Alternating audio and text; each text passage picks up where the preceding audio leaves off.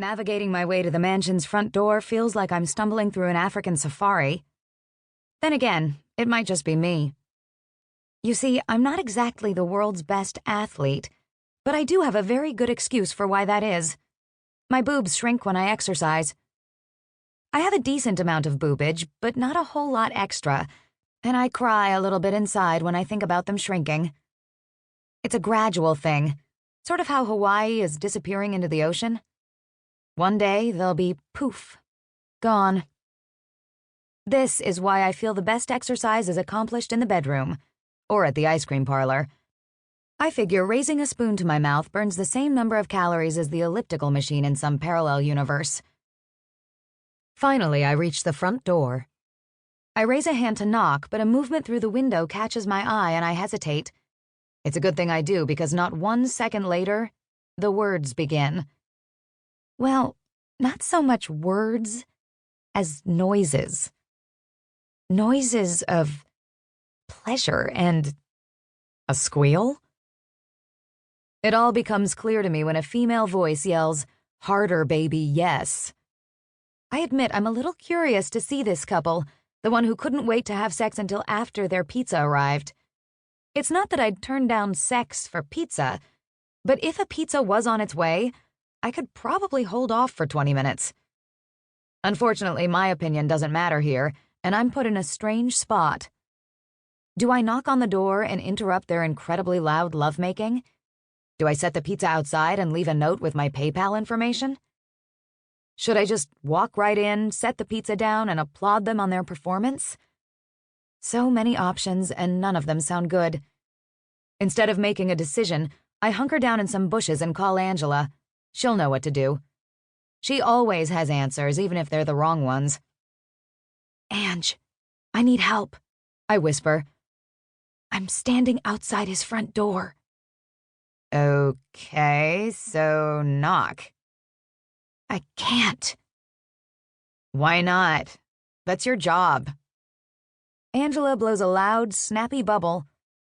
"That pizza's gotta be cold by now. Just deliver it and get out of there. I don't need his number that bad." "You don't understand. I can't. They're having sex in the living room, which has floor-to-ceiling windows and open shades. It's loud and creative."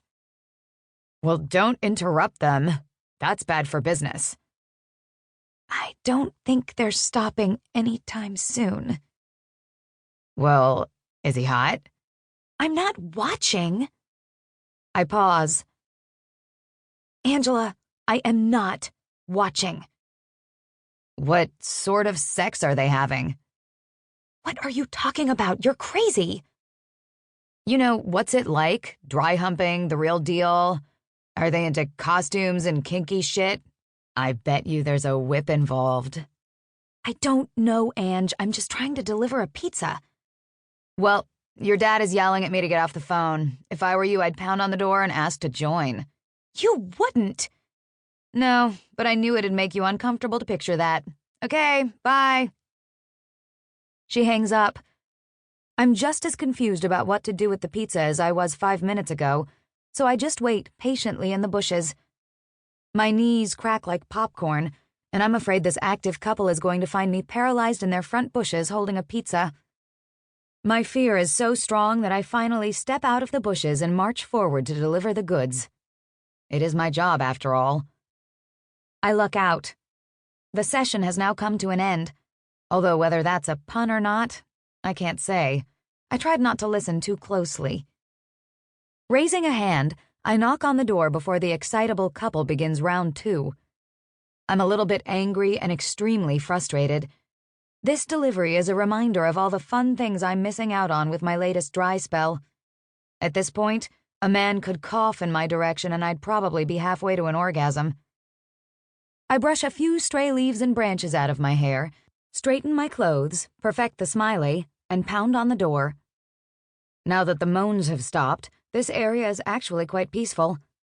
I think I hear an owl hooting a few trees over, and I wonder if the birds enjoyed the show too. I knock again, and before I can draw my hand away, the door whips open and I topple through.